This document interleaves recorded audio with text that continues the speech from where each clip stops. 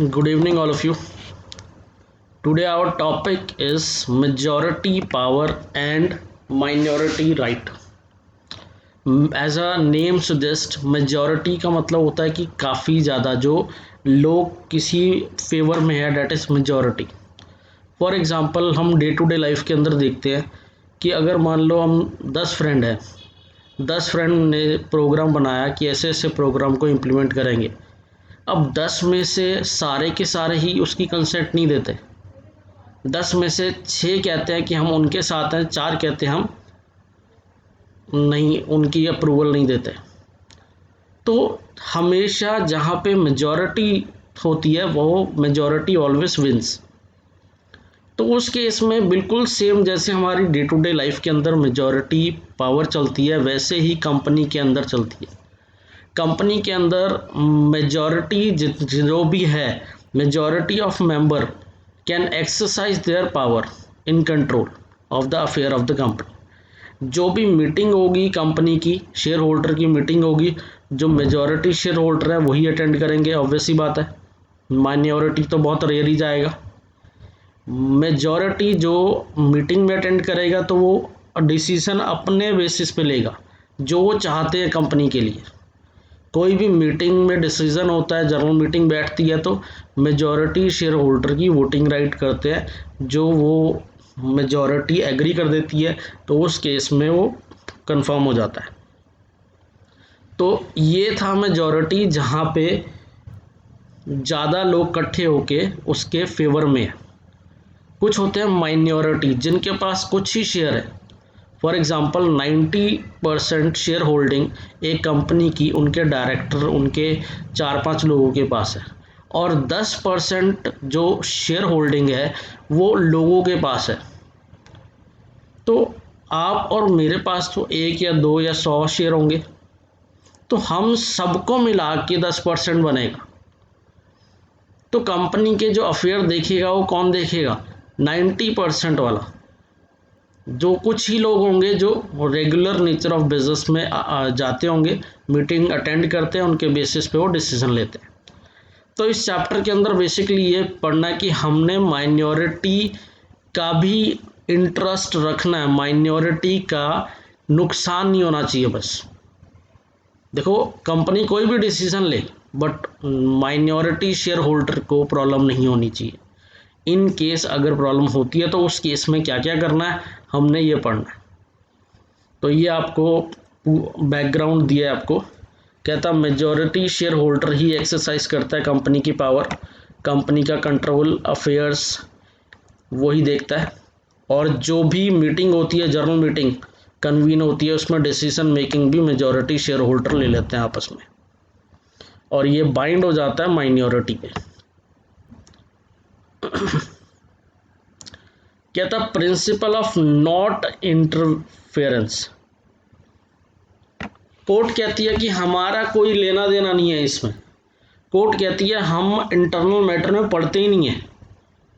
कहती है आपका ये मैनेजमेंट का है, वो अपने आप ही देखेंगे. जो डायरेक्टर देखेंगे कंपनी या आर्टिकल जैसे प्रिस्क्राइब करेगा शेयर होल्डर को मीटिंग करनी है, क्या करना है. कहता हम नॉर्मल कोर्स ऑफ बिजनेस के अंदर हम इसमें इंटरवेन करते ही नहीं, internal matter of the companies. इसके अंदर एक केस हुआ था. केस का नाम था फॉस वर्सेस हार्बर्टल.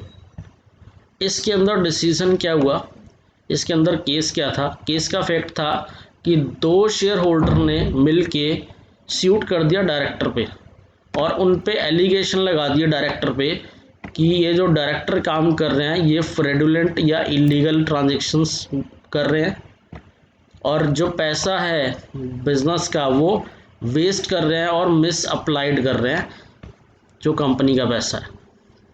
तो शेयर होल्डर ने क्लेम डाल दिया कि हमें इनसे डैमेजेस कंपनसेशन चाहिए जो इन्हें कंपनी को नुकसान दिया इन्होंने. डिसीजन डिसमिस हो गया बिकॉज 2 शेयर होल्डर गए थे यहाँ पे. तो कोर्ट कहता कि ये माइनॉरिटी शेयर होल्डर को हम मानते ही नहीं. माइनॉरिटी शेयर होल्डर आ रही है हमारे पास, हम नहीं देखेंगे. मेजॉरिटी खुश है ना, मेजॉरिटी को लेके ही डिसीजन हुआ है जो भी हुआ है, कहता हम इसे एंटरटेन ही नहीं करते।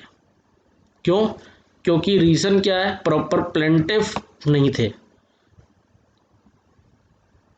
कहता मिनिमम कुछ बताए हैं कुछ पर्सन जो केस फाइल करेंगे और मेजॉरिटी नहीं थी इसके अंदर।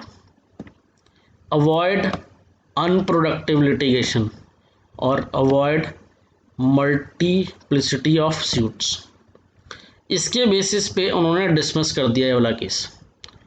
नेक्स्ट है, ये आपको बता रहा है कि मेजॉरिटी रूल पे ये था, ये पूरा केस मेजॉरिटी रूल पे था और मेजॉरिटी ही प्रिवेल की गई है। अब इसके अंदर ये कह रहा है कि कंपनी जो है, कंपनी एक सेपरेट लीगल एंटिटी है, कंपनी सी कर सकती है अपने नाम पे। कंपनी एक रेगुलेट करती है डेमोक्रेटिक, जो ज़्यादा जहाँ पे मेजॉरिटी होगी वो विन करेगी। जो रेजोल्यूशन कंपनी के पास किए हैं वो मेजॉरिटी ने पास कर दिए, जो कि माइनॉरिटी पे भी बाउंड हो जाएंगे। तो कहता है इसमें कोर्ट क्या कर लेगी, कोर्ट कैसे इंटरफेयर कर लेगी इस सारे डिसीजन में। तो जर्नल हमारा बेसिक रूल बस यही कहता है कि कोर्ट की कोई इंटरफेरेंस नहीं होगी। कोई भी कंपनी डिसीजन लेती है after consulting with the majority share holder, कुछ भी होता है कंपनी में हमने एंटरटेन नहीं करना। बट कोर्ट ने कुछ एक्सेप्शन दी गई है। कहता अगर माइनॉरिटी शेयर होल्डर को नुकसान पहुंचाया कंपनी ने, तो उस केस में even a single person can file a suit against the company. अगर कोई भी माइनॉरिटी शेयर होल्डर अफेक्ट करता है कंपनी के डिसीजन से, तो उस केस में एक सिंगल पर्सन भी फाइल कर सकता है सूट। जैसे कि इस बेसिक रूल की एक्सेप्शंस है जो कि डिसाइड हुआ ये केसेस में। अब इसमें डिसाइड क्या हुआ, फर्स्ट है अल्ट्रा वायरस। अगर कोई कंपनी अपनी पावर से बाहर जाके कोई काम करती है, हमें बेसिक रूल भी पड़ा हुआ है कि अगर कंपनी अपनी पावर से एक्सटीड करती है, that is ultra vires, then in case even a single member can file a suit against the company for recovering a damages from the director। तो उस केस में यही बोला गया कि even a single member can sue the director for recovering of damages। even a single member can apply to court to grant injunction, restrain कर देगी company को कि ये काम नहीं करना क्योंकि ये अल्ट्रा वायरस है, beyond the authority of the company, object clause के बाहर जाके कोई काम नहीं कर सकते क्योंकि आपके आर्टिकल ने प्रिस्क्राइब कर दिया है।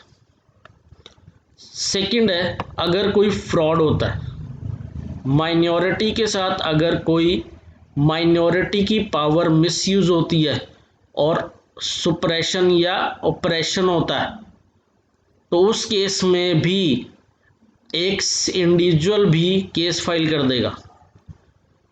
कहता where a majority misuse its power, अगर वो गलत पावर यूज कर रही है अपनी मेजॉरिटी को माइनॉरिटी को धोखा देने के लिए, या माइनॉरिटी का पॉइंट रख ही नहीं रही, जिससे माइनॉरिटी शेयर होल्डर को बहुत ज़्यादा नुकसान हो जाता है, तो उस केस में an action can be brought by individual member। wrong does control, ये कह रहा है कि अगर मान लो डायरेक्टर ने कंट्रोल किए हैं सारे के सारे majority of share capital, they will not permit the company to bring suit against themself. तो उस केस में भी अगर कोई सिंगल पर्सन मेंबर होगा तो उस केस में फाइल कर सकते हैं, क्योंकि हमें पता है कि एक ही डायरेक्टर है, उस डायरेक्टर ने मोस्ट ऑफ द शेयर्स उस डायरेक्टर ने हेल्ड किए। अगर कोई भी आपको उसका डिसीजन गलत लगता है या कोई गलत काम करता है जिससे अफेक्ट होता है माइनॉरिटी शेयर होल्डिंग, तो उस केस में आप फाइल कर सकते हो। नेक्स्ट है ब्रीच ऑफ फिड्यूशरी ड्यूटी।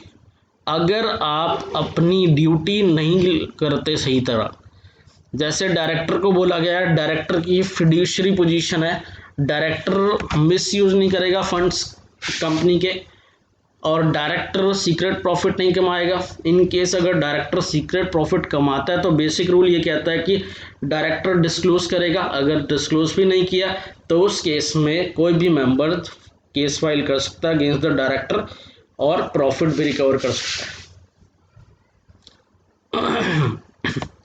यहाँ पे लिखा हुआ है मेंबर कंपेल कर सकता है डायरेक्टर को कि भाई पैसा वापस कर जो प्रॉफिट कमाया तूने।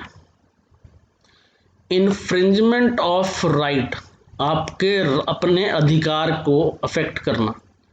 अगर कोई भी इंडिविजुअल राइट मेंबर की अफेक्ट हुई है तो उस केस में उस राइट मेंबर की राइट बनती है कि वो एनफोर्स करा सकता है और केस फाइल कर सकता है।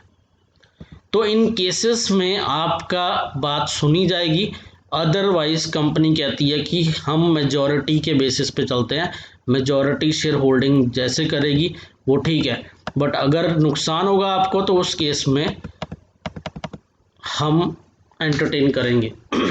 अब कुछ केसेस हैं, केसेस में है क्या देखो, Menier versus Hooper telegraph works limited. इसके अंदर मेजॉरिटी शेयर होल्डर थे, मेजॉरिटी शेयर होल्डर ने अपने फंड्स डाइवर्ट कर दिए थे, प्रॉफिट डाइवर्ट कर दिया था किसी दूसरी कंपनी का, और जो मेजॉरिटी शेयर होल्डर ने किया था वही मेजॉरिटी शेयर होल्डर उस कंपनी की शेयर होल्डर थी। तो उस केस में क्या हुआ, जैसे ए कॉम्प्रोमाइज वॉज मेड ए और बी के बीच में, ठीक है, और जो कि डेटरमेंटल था in the interest of company A, company A को नुकसान था और फेवर किसके लिए था, कंपनी बी के लिए, क्योंकि कंपनी ए अपना प्रॉफिट डाइवर्ट करती थी बी को। क्यों करती थी, क्योंकि मेजॉरिटी जो मेंबर थी ए कंपनी की will also member of the B company, मतलब माइनॉरिटी को ख़त्म करने के लिए या माइनॉरिटी को हटाने के लिए उन्होंने क्या किया, अपनी कंपनी का पैसा किसी और कंपनी को डाइवर्ट करना शुरू कर दिया। तो उस केस में जब ये पता लगा तो उस केस में फाइल सूट हो गया अगेंस्ट मेजॉरिटी शेयर होल्डर, और माइनॉरिटी ने even a single person can file a suit against the company. एक और इसके अंदर केस हुआ था brown versus British wheel company, compulsory acquisition of shares of minority share. इसके अंदर हुआ क्या, इसके अंदर था लार्ज मेजॉरिटी थी 98% की कंपनी के पास, और माइनॉरिटी हेल्ड की थी 2% की बस। बट माइनॉरिटी शेयर होल्डर को वो कंपनी गई, कंपनी कहती कि भाई हमें शेयर दे दे, 2% तेरे पास है तो हमें दे दे, हमारे पास 100% होल्डिंग हो जाएगी अपनी कंपनी की। तो माइनॉरिटी कहता है कि हम नहीं देंगे। तो कंपनी ने क्या किया, कंपनी कहती है कि हमारा 98% होल्ड है, तो हम क्या करते हैं, एक मीटिंग बिठाते हैं, आर्टिकल को एडजस्ट कर देते हैं, आर्टिकल में ऑल्टर कर देते हैं और एक रेजोल्यूशन पास करके 2% शेयर ऑटोमेटिकली ले लेते हैं। क्यों, क्योंकि हमने पढ़ा है कि कोई भी काम रेजोल्यूशन से होगा और रेजोल्यूशन की रजामंदी मेजॉरिटी शेयर होल्डर दे देता है तो उस केस में वो माना जाएगा।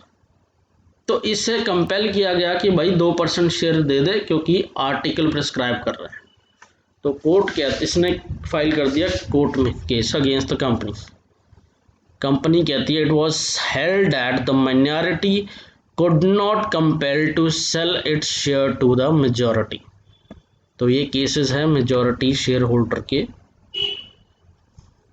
नेक्स्ट है Daniels versus Daniels, sale of gross under value.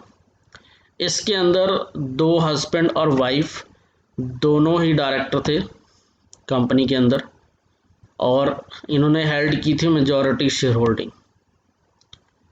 तो जो लैंड था कंपनी का इन्होंने सोल्ड कर दिया एक डायरेक्टर को, जो कि अंडर वैल्यूड पे सेल कर दिया। तो उस केस में इस कंपनी पे फाइल कर दिया case against the company. Minority share holder ने क्या किया, कंपनी में फाइल कर दिया कि कंपनी का नुकसान करा दिया इस बंदे ने, कम पे बेच दिया। अगर मार्केट वैल्यू पे बेचता तो ठीक था, बट अगर इसने कम पे वैल्यू बेचा तो कंपनी का प्रॉफिट कम हो गया, तो माइनॉरिटी शेयर होल्डर का जो इंटरेस्ट है वो डिफीट हो गया। तो कोर्ट कहता है कि even a single person can file a suit against the company.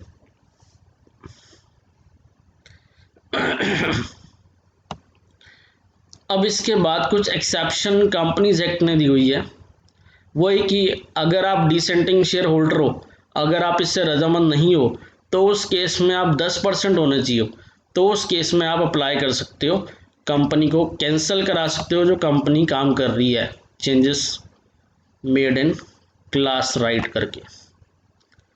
कहता डिसेंटिंग शेयर होल्डर अप्लाई कर देगा कोर्ट को और रिस्ट्रेन करा देगा काम करने से the transferee company from acquiring there shares.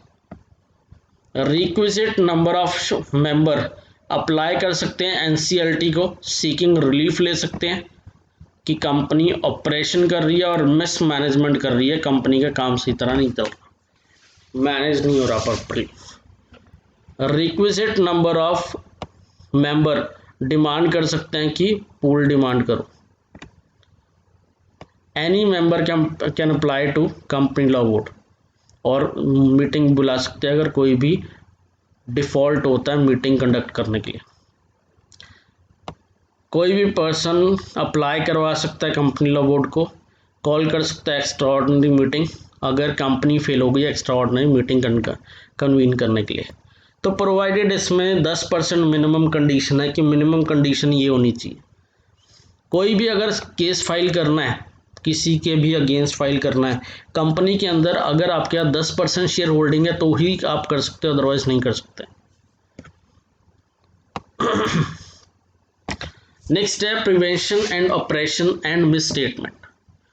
Operation का मतलब होता है कि आप अपने मतलब आप हार्श डिसीजन ले रहे हो, मेजॉरिटी मिलके हार्श डिसीजन ले रही है इन ऑर्डर टू डिफीट या burdensome on the minority. Minority को नुकसान हो रहा है, आप उसका नहीं देख रहे, आप अपना ही देख रहे हो मेजॉरिटी शेयर होल्डर, और हार्श डिसीजन ले रहे हो, that is operation. Miss management का मतलब होता है कि आपकी लापरवाही से ये काम चल रहे हैं, तो अगर ऐसा कुछ होता है तो उस केस में ऑपरेशन और मिस मैनेजमेंट के लिए हम सेक्शन 241 अप्लाई कर सकते हैं, ट्रिब्यूनल को बोल सकते हैं और ये कर सकते हैं। आगे देखो नेक्स्ट है सेक्शन 241। 241 आपको बोलता क्या है, देखो आप अप्लाई कर सकते हो ट्रिब्यूनल को सेक्शन 241 में रिलीफ लेने के लिए, प्रोवाइडेड मैंने आपको बताया था कि आप कितने बंदे होने चाहिए, वो मैं आपको यहाँ पे पहले लास्ट पेज पे पढ़वा दूँ कि कितने बंदे होंगे।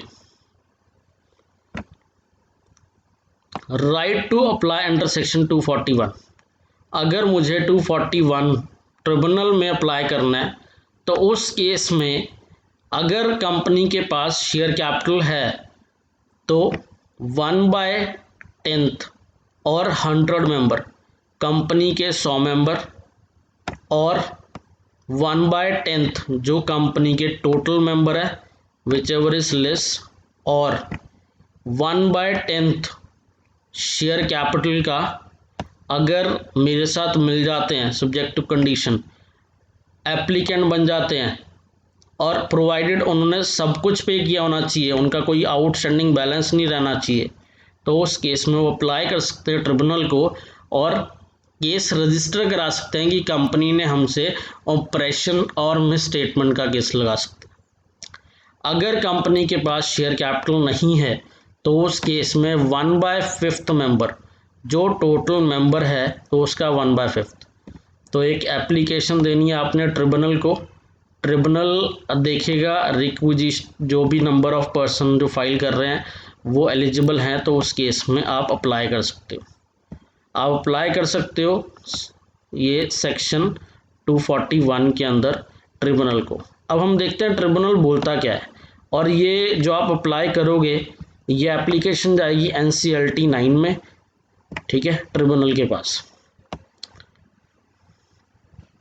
अब हमने अप्लाई कर दिया ट्रिब्यूनल को ट्रिब्यूनल को बोल दिया कि हमारे साथ ये गलत हो रहा है। ट्रिब्यूनल कहता है कि पहले तो भाई वही 10% की कंडीशन 1/10 100 और 100 मेंबर इतने होने चाहिए। आप एलिजिबल हो, आप ट्रिब्यूनल में आके केस फाइल कर सकते हो नॉर्मल केस में। एक्सेप्शनल हम पढ़ चुके। अब सेक्शन क्या बोलता है, सेक्शन 241 सबसेक्शन 1 कहता है कोई भी मेंबर अप्लाई कर सकता है, ये कंप्लेंट कर सकता है अगर उसे लगता है कि कंपनी के जो अफेयर हैं वो ऐसे चल रहे हैं जो कि पब्लिक इंटरेस्ट को अफेक्ट कर रहे हैं या प्रेजुडाइज और ऑप्रेसिव है टू हिम और पब्लिक इंटरेस्ट को अफेक्ट करते हैं। उस केस में अगर ऐसा लगता है तो ट्रिब्यूनल ये एंटरटेन कर लेगी आपकी एप्लीकेशन। और कुछ कंपनी चेंजेस कर रही है जो चेंजेस नहीं होने चाहिए और जिसकी कंसेंट नहीं ली गई शेयर होल्डर और ये क्रेडिटर से या क्रेडिटर का इंटरेस्ट डिफीट हो रहा है, तो उस केस में बोर्ड ऑफ डायरेक्टर ने कोई भी ऑल्ट्रेशन किया है और मैनेजर ने कोई ऐसा काम किया है in the ownership of the company share, और अगर कंपनी में शेयर कैपिटल नहीं है इन इट्स मेंबरशिप, कोई भी अगर ऐसा काम किया है बाय किसी भी रीज़न से चेंजेस हुए हैं और कंपनी के अफेयर अफेक्ट करते हैं पब्लिक इंटरेस्ट को और मेंबर को और कोई और क्लासेस ऑफ मेंबर को, तो उस केस में आप अप्लाई कर सकते हो NCLT 1 के अंदर। ट्रिब्यूनल को आप अप्लाई कर सकते हो कि भाई हमारा तो राइट अफेक्ट हो रहा है।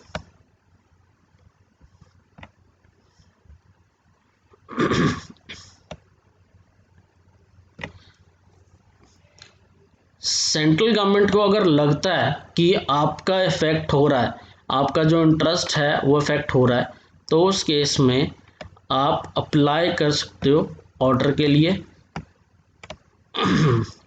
अगर पब्लिक इंटरेस्ट के लिए है उस केस में।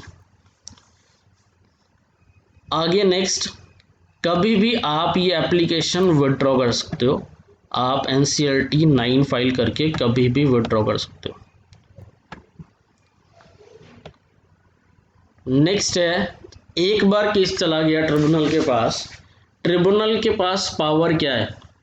ट्रिब्यूनल अब क्या करेगा, आपकी एक एप्लीकेशन देखेगा और ट्रिब्यूनल समझेगा क्या बोलना चाहते हैं और ट्रिब्यूनल कहेगा, कहता हमें भी लगता है, ट्रिब्यूनल का ओपिनियन है कि कंपनी के अफेयर्स ऐसे चल रहे हैं जो सुप्रेस या प्रेजुडाइज या ऑप्रेसिव है, किसी भी मेंबर को अफेक्ट करते हैं और पब्लिक इंटरेस्ट के अगेंस्ट है, या कोई ऐसा काम कर रही है कंपनी वाइंड अप हो जानी चाहिए ऐसे तो अनफेयरली प्रेजुडाइज सच मेंबर, तो उस केस में कंपनी क्या करती है, कंपनी कहती है वाइंडिंग अप ऑर्डर हम पास तो कर दें बट ये जस्ट एंड इक्विटेबल ग्राउंड में आप वाइंड अप तो कर दोगे, बट हमने उन लोगों का भी देखना है ना जो बाकी लोगों का इंटरेस्ट डिफीट ना हो। ट्रिब्यूनल कहता है कि हम तो एक बार डिसीजन पास कर देंगे भाई वाउंड अप का, तो कंपनी में कुछ ऐसे लोग हैं जो हमारे पास नहीं आए, उनका भी इंटरेस्ट डिफीट हो जाएगा।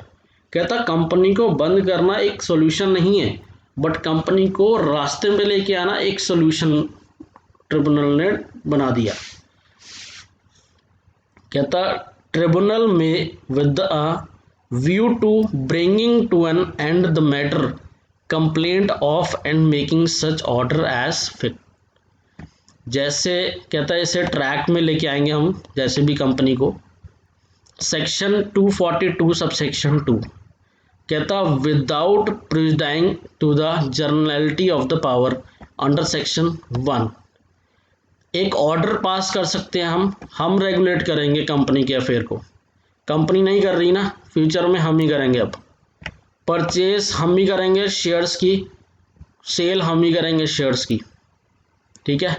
कहता अगर कुछ भी हम परचेज शेयर कर रहे हैं या किसी को बेच रहे हैं या कुछ भी कर रहे हैं, इससे रिडक्शन हो रही है कोई दिक्कत नहीं है, बट रिडक्शन आपको पता कैसे होती है, रिडक्शन करने के लिए कुछ प्रोविजंस फुलफिल करने होते हैं, कुछ रेजोल्यूशंस पास करने होते हैं, कहता हम कर रहे हैं कोई दिक्कत नहीं, रिडक्शन हो जाएगी, कोई आपको फॉर्मेलिटी पूरी नहीं करने की जरूरत। D part, restriction on transfer और अलॉटमेंट ऑफ शेयर। आपको बोल दिया कि आप ट्रांसफ़र नहीं कर सकते, जैसे आपका ब्लॉक हो गया पैसा। जैसे आपने रिसेंटली एक एग्जांपल देखा होगा येस बैंक। येस बैंक का जो केस था ऑपरेशन और मिसमैनेजमेंट का केस था। अब उन्होंने क्या किया, आरबीआई आई आगे, कोर्ट आया, कोर्ट ने सारा का सारा कंट्रोल एसबीआई को दे दिया। एसबीआई ने क्या किया, उसकी मैनेजमेंट चेंज कर दी, उसके जो शेयर होल्डिंग चेंज कर दी, और उसके बाद उनके जो शेयर होल्डर है, एग्जिस्टिंग शेयर होल्डर, उन पे रोक लगा दी कि भाई 3 साल तक आप शेयर नहीं बेच सकते। तो ऐसे कंपनी काम करती है। तो पावर कौन देता है, ये 242 सबसेक्शन 2 के अंदर उसे पावर दी गई है। तो कंपनी टर्मिनेट कर सकती है, कोई भी सेट असाइड कर सकती है, मॉडिफाई कर सकती है, कोई भी एग्रीमेंट कंपनी और डायरेक्टर के बीच में बना या किसी और डायरेक्टर के, अगर ट्रिब्यूनल को लगता है कि ये पब्लिक इंटरेस्ट में है तो कंपनी करेगी, जस्ट एंड इक्विटेबल इंटरेस्ट के अंदर। और नेक्स्ट, कंपनी टर्मिनेट कर सकती है, सेट असाइड कर सकती है, कोई भी किसी भी पार्टी के साथ एग्रीमेंट हुआ है कंपनी का, वो भी सेट असाइड हो सकता है। उसके बाद नेक्स्ट है सेट असाइड ऑफ ट्रांसफ़र और डिलीवरी और पेमेंट और एग्जीक्यूशन। जो कंपनी को लगता है, उसके बेसिस कोर्ट को लगता है, वो कोर्ट कर देगी सारे के सारे, जो भी अगर कोई एग्जिस्टिंग चल रहा है उसके बेसिस पे सारे नलीफाई कर देगी, जैसे उन्हें सही लगता है इस कंपनी को ट्रैक पे लाने के लिए वो कर सकती है।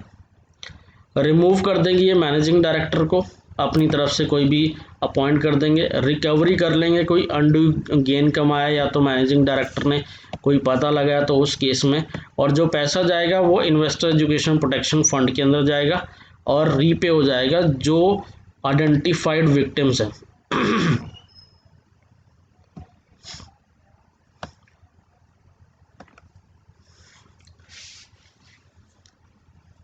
उसके बाद नेक्स्ट है, कहता है ट्रिब्यूनल अपने हिसाब से कोई भी मैनेजिंग डायरेक्टर को अपॉइंट कर सकती है, ऑर्डर पास कर सकती है कि एग्जिस्टिंग जो डायरेक्टर है उसे रिमूव किया जाए। अपॉइंट, उन्हें लगता है कि कोई भी और पर्सन अपॉइंट करना चाहिए, ट्रिब्यूनल को लगता है, तो उस केस में ट्रिब्यूनल अपॉइंट कर देगी। और imposition of cost as may be fit by the tribunal. तो tribunal just and equitable ground पे जो डिसीजन लेना चाहती है कंपनी को ट्रैक पे लाने के लिए, वो ट्रिब्यूनल लेगी डिसीजन। सेक्शन 242 सबसेक्शन 3 कहता है कि इसकी एक सर्टिफाइड कॉपी आपको फाइल करानी पड़ेगी। सेक्शन जो 241 के अंदर आपको ऑर्डर आया है वो आपको फाइल कराना पड़ेगा रजिस्ट्रार के पास 30 दिन के अंदर, जब आपको ऑर्डर आया है। नेक्स्ट है 242 subsection 4, tribunal may by application of any party to proceeding make an interim audit, और ऑर्डर कर सकता है जैसे भी उसे फिट लगता है। नेक्स्ट है 242(5), ट्रिब्यूनल एक ऑर्डर पास कर देगा। ट्रिब्यूनल ऑल्टर भी कर सकता है आपका मेमोरेंडम, और मेमोरेंडम के कुछ भी प्रोविजंस वो ऑल्टर कर सकता है, बट जो ऑल्टर किए हैं उसके बेसिस पे माना जाएगा कि जैसे आपने ओरिजिनल, आप जैसे कंपनी बनाते हो उस टाइम फ्रेम करते हो अपने मेमोरेंडम और आर्टिकल, उसके बेसिस पे सेम ही आपने ही किया एक तरह से। जैसे हम कोई भी मेमोरेंडम और आर्टिकल को चेंज करते हैं तो हमें बहुत कुछ करना पड़ता है, बट हम यहाँ पे ये नहीं कह रहे कि हम चेंज कर रहे हैं, हम ऑल्टर तो कर रहे हैं। कौन कर रहा है? ट्रिब्यूनल किसके बेनिफिट के लिए कर रहा है? कंपनी के बेनिफिट के लिए, कंपनी ताकि ट्रैक पे आ जाए। तो ट्रिब्यूनल जो भी कर रहा है तो उस केस में ये माना जाएगा कि ये जब कंपनी इनकॉर्पोरेट हुई थी जैसे हमने प्रोविजन आर्टिकल को बनाया था बिल्कुल सेम, आप उसमें कोई चेंजेस नहीं कर सकते।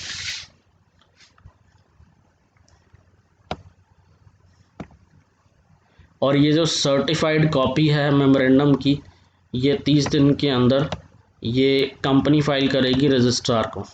अगर कंपनी कोई भी प्रोविजंस का कंप्लायंस नहीं करती तो उस केस में पनिशेबल विद फाइन 1 लाख और मैक्सिमम 25 लाख।